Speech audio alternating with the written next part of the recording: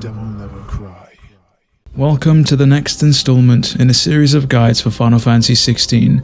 In today's video, I'll be taking you through my loadout, a loadout which can carry you through all of Final Fantasy mode and Ultimaniac mode as well. If you're interested in more content for Final Fantasy XVI, then definitely subscribe as there's more on the way. Alternatively, if you're looking for more guides for Final Fantasy XVI, check out some of my previous videos. And with that, let's dive right in. First and foremost, a big shout out to all of you in the comments section who requested that I do this video. It seems a lot of you were interested in seeing what I was running with. The loadout that I'm about to essentially describe is purely focused on efficiency and damage, and is what I typically ran with to platinum this game. And as such, it's not necessarily geared towards aesthetically pleasing combos, but simply what can get the job done. So to kick things off, let's start with the 3 icons that I currently have junctioned in my loadout, the first of which being Garuda. The main reason that I use Garuda is purely for Deadly Embrace, the iconic feat that allows you to pull enemies towards yourself if they are light enough. An ability that can also help you gain a lot of altitude to evade a lot of attacks provided an enemy is heavy enough. Garuda is incredibly useful for cutting down the travel time on the battlefield, allowing you to swiftly and quickly dismantle enemies one after the other, but alongside that, the Deadly Takedown ability, which allows you to stun bosses whenever they reach half of their will gauge, essentially makes this skill a mainstay in my loadout.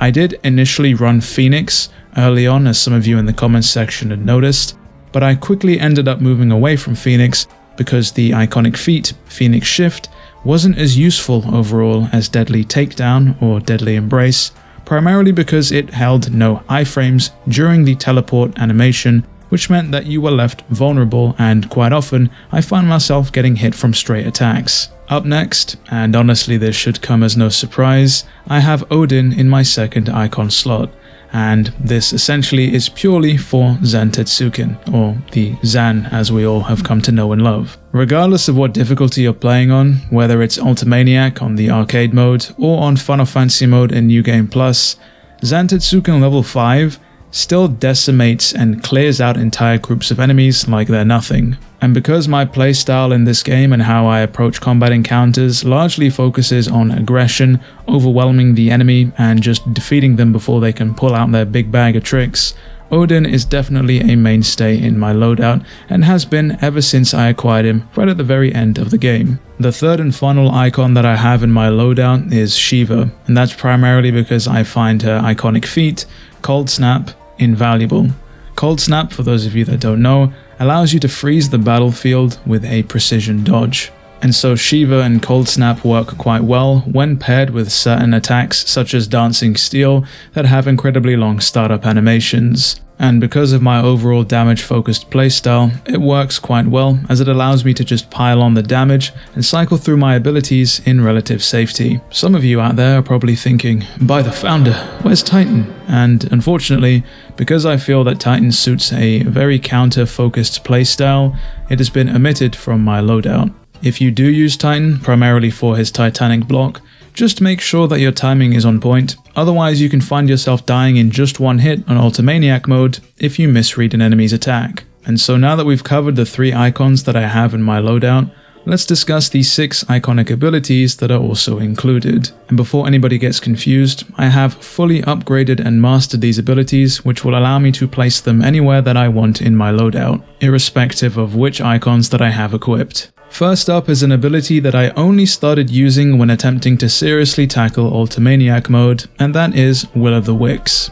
Will-o'-the-Wisps is an ability that essentially surrounds Clive in a storm of fireballs that circle him concentrically, consistently damaging enemies that come near him, but also absorbing all damage that comes his way. In a mode like Ultimaniac, where you can pretty much die in as little as 2 or 1 hit if you're not careful, this has been absolutely invaluable. And in fact, whenever I've seen a lot of people out there tackling Ultimaniac mode, I've seen almost all of them make use of Will-o'-the-Wisps because of how useful it is. Just make sure that when you start to use Will-o'-the-Wisps that you're far away from enemies, as you can actually be killed or take damage during its startup animation. Up next, to the surprise of nobody who's seen my other guides, we have Lightning Rod. This move is absolutely invaluable in how it works, and quite honestly is, as I've said before, one of the most overpowered abilities that you can have in your arsenal.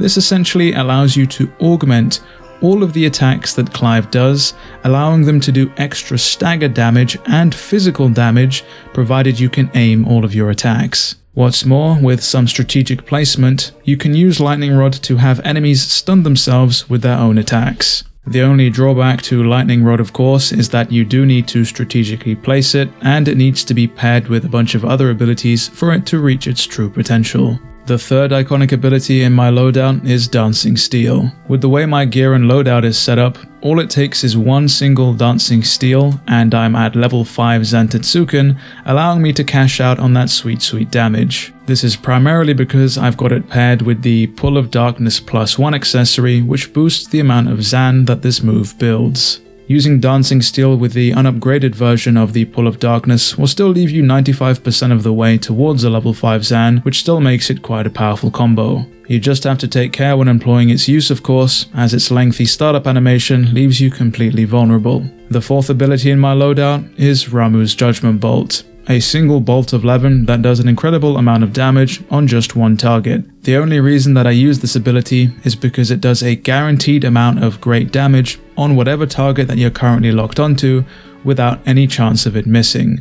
You could have Earthen Fury here from Titan, but the issue that I find with that ability is that because it rolls out over a large area of effect, if an enemy moves outside of its range, you could end up missing out on a lot of damage. The only drawback with Judgement Bolt, of course, is that it only does a lot of damage to one singular target, and so if you're faced with many, it might not be the best skill to use. Pressing ahead, we come to our fifth ability, which is Shiva's Diamond Dust.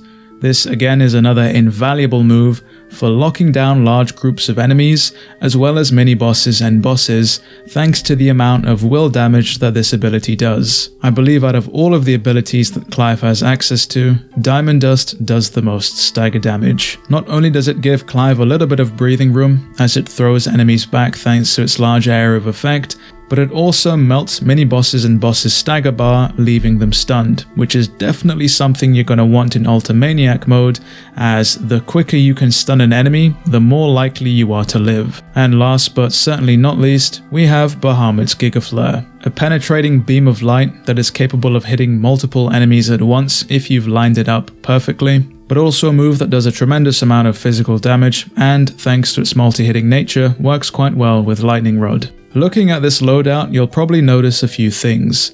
The first of which is that there's a healthy balance between physical damage and stagger damage, as you're going to need that if you want to be effective and efficient when dealing with enemies, as focusing on one too much will ultimately just end up drawing out the fight longer than it needs to be. The second thing you'll probably notice is that a lot of these abilities are the ultimate or the most expensive abilities that you can get from any specific icon. This is because all of these ultimate abilities essentially freeze the battlefield whenever they're used and make you completely impervious to damage throughout their entire animation. This starts to become incredibly useful, particularly in Ultimaniac mode, where enemies have an abundance of hyper armor, in which they'll be able to tank whatever hit that comes their way or whatever ability without flinching or being stunned, meaning in most cases they can hit you whilst you're using a standard ability, sometimes killing you and leaving you frustrated. And so by using the ultimate abilities, you circumvent that frustration entirely. And so there you have it.